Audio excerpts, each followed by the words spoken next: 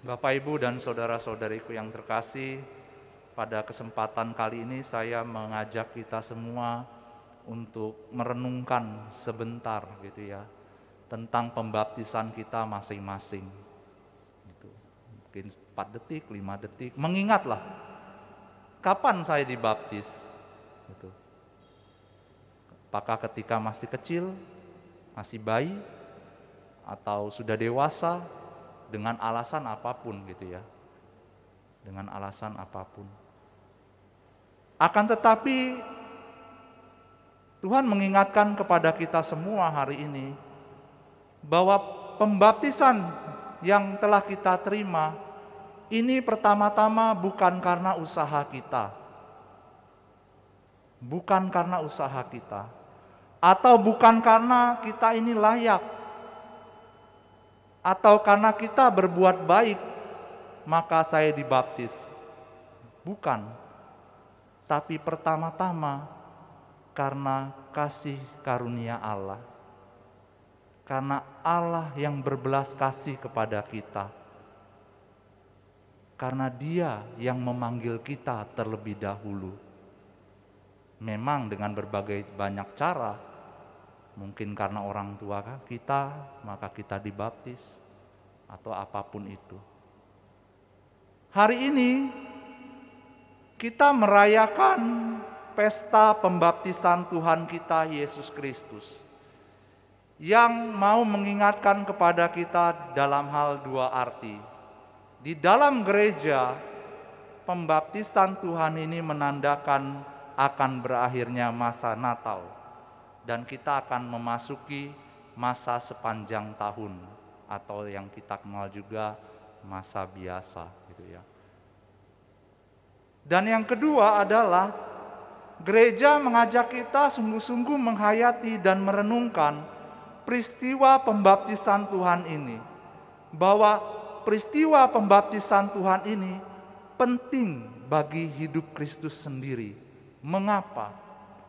Karena pembaptisan Tuhan ini mengartikan bahwa Dia akan memulai misi-misinya dan karya-karyanya bagi kehidupan manusia. Artinya Dia sudah siap sedia. Dia siap memulai misinya untuk menyelamatkan kita. Dia siap untuk menjadi hamba Bapa, yaitu melakukan kehendak Bapanya di surga. Dan sekaligus juga mengartikan kepada kita semua bahwa Dia mau menyelamatkan martabat kita manusia. Karena sebelum kita dibaptis, kita hidup di dalam maut, hidup di dalam dosa. Akan tetapi ketika kita dibaptis, maka Tuhan mengangkat martabat kita untuk kehidupan kekal.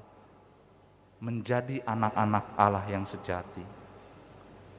Oleh karena itu Injil berbicara pada hari ini tentang pembaptisan Tuhan. Ketika banyak orang yang menyangka bahwa Yohanes adalah Mesias, akan tetapi Yohanes sendiri mengatakan, "Aku membaptis kamu dengan air, tetapi Dia yang lebih berkuasa daripada aku datang, dan membuka tali kasutnya pun aku tidak layak. Ia akan membaptis kamu dengan Roh Kudus dan dengan api." Setelah itu ketika orang banyak dibaptis dan Yesus sedang berdoa dan kemudian dibaptis, terdengarlah suara dari surga, ya, terbukalah langit dan turunlah Roh Kudus yang menyerupai burung merpati ke atas dirinya, dan dari langit terdengar suara, "Engkaulah putraku yang terkasih, kepadamulah aku berkenan." Kepadamulah aku berkenan. Oleh karena itu peristiwa pembaptisan ini sungguh-sungguh Yesus merendahkan dirinya sama seperti kita manusia, kecuali dalam hal dosa. Ia mau membebaskan kita untuk melakukan kehendak Bapa dan menyelamatkan kita. Oleh karena itu saya mengajak kita semua merenungkan pembaptisan kita, karena saya mau mengingatkan bahwa ya kita semua yang hadir di sini, bahwa anugerah ini begitu besar. Ya. Banyak orang yang belum dibaptis, banyak orang yang tidak pernah mengenal Kristus. Tapi kita sudah berada di gereja ini, siap menyambut Kristus. Bukan karena kita layak, tapi karena pemberian yang begitu besar dari Tuhan. Sama seperti Santo Paulus mengatakan kepada Titus ya dalam bacaan kedua. Tetapi ketika kerahiman dan kasih Allah penyelamat kita telah nyata kepada manusia, kita diselamatkan oleh Allah. Hal itu terjadi bukan karena perbuatan baik yang telah kita lakukan, melainkan rahmat-Nya, berkat permandian kelahiran kembali dan berkat pembaruan yang dikerjakan oleh Roh Kudus yang sudah dilimpahkannya kepada kita lantaran Yesus Kristus penyelamat kita. Kita dijadikan baru, dilahirkan baru karena kasih karunia, dan diberikan juga Roh Kudus-Nya ketika kita dibaptis. Oleh karena ini karunia yang luar biasa. Kita menjadi anak-anak Allah, gitu ya. Nah, berhadapan dengan kasih karunia ini, permenungan bagi kita pada siang hari ini, apa yang mesti saya lakukan dengan anugerah yang begitu besar? Apakah saya mau membiarkan saja? Membiarkan dalam arti ya melakukan apapun kehendak saya, sama seperti dulu saya belum menjadi manusia baru, atau saya mau melakukan sama seperti manusia yang baru, mengikuti Kristus, melakukan kehendak Bapa. Oleh karena itu, bagaimana supaya kita bisa menghidupi anugerah yang besar ini?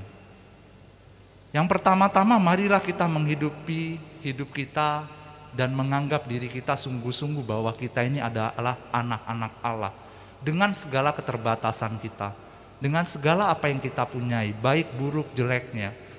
Tapi kita tahu bahwa kita ini adalah anak-anak Tuhan. Kita mau mengenangkan kembali kata-kata Tuhan, kata-kata Bapa kepada Yesus sendiri yang diberikan juga kepada kita. Inilah anakku yang kukasihi, kepadanya lah aku berkenan. Kita mengingat kata-kata ini. Kita adalah orang-orang yang dikasihi. Kita adalah anak-anak Allah yang dimana Bapa berkenan kepada kita. Oleh karena itu, milikilah keyakinan bahwa kita ini anak-anak yang sejati. Dengan cara ya melakukan kehendak Bapa, dengan cara mendengarkan apa yang Bapa katakan dalam hidup kita. Lalu yang kedua adalah kita menghidupi kasih karunia ini yang sudah diberikan kepada kita sendiri, yang kita tidak harus ya memang ya kadang berusaha ya, tetapi maksud saya rahmat ini adalah gratis gitu ya, diberikan oleh gereja. Iman itu diberikan oleh Allah. Kita yang misalnya dibaptis dewasa, ya kita harus belajar kan, katekumen segala macam. Tetapi ini pemberian. Berhadapan dengan kasih karunia ini, maka kita juga berani belajar untuk setia, dalam arti meninggalkan segala keterikatan-kerikatan dunia kita, perlahan demi perlahan. Karena kita cukup berat membawa beban-beban dosa. Tuhan mau membebaskan kita. Tuhan mau agar kita meruntuhkannya, melepaskannya. Oleh karena itu Santo Paulus juga katakan demikian. Kasih karunia itu mendidik kita agar meninggalkan kefasikan dan keinginan-keinginan duniawi, dan agar kita hidup bijaksana, adil dan beribadat di dalam dunia ini sambil menantikan pengharapan kita yang penuh bahagia, yaitu Yesus Kristus penyelamat kita. Sambil menantikan harapan itu, maka kita mulai meninggalkan kefasikan kita, kenikmatan duniawi kita. Dan ini yang diinginkan oleh Tuhan sendiri. Memang tidak mudah untuk menjadi anak-anak sejati, tapi kita punya kekuatan, yaitu Roh Kudus yang telah diberikan ketika kita dibaptis. Kita mempunyai sakramen-sakramen gereja yang memberikan kita anugerah terindah, sehingga kita dapat berjalan sampai Bapa memanggil kita. Sakramen keselamatan, Ekaristi dan sakramen tobat terutama. Ya. Karena di sanalah kita dibebaskan. Oleh karena itu pada perayaan Ekaristi ini, sakramen Ekaristi yang kita terima hari ini, kita juga mau merenungkan ini, bahwa kita sungguh-sungguh dicintai dengan segala bentuk tubuh. Dalam arti segala bentuk apapun yang ada dalam diri saya juga ya, Romo Gunawan. Ya, mungkin kepala yang botak dan sebagainya, tapi dia tetap mencintai kita. Dia mencintai saya. Dan ingatlah ketika kita menyambut Kristus nanti dalam perayaan Ekaristi hari ini, kita mengenang dan kita mendengar dalam telinga kita, Engkaulah anakku yang kukasihi, kepadamulah aku berkenan. Dan kita berjalan setiap hari dengan kata-kata ini. Kita berjalan menuju pada kekudusan dan juga menuju kepada Bapa kita, yaitu Bapa yang ada di surga. Mari kita hening sejenak, meminta rahmat itu supaya kita memiliki kerinduan untuk menjadi anak-anak sejati dan juga meninggalkan segala kefasikan kita, dan kita mau merenungkan sabda Tuhan yang telah diberikan kita pada hari ini.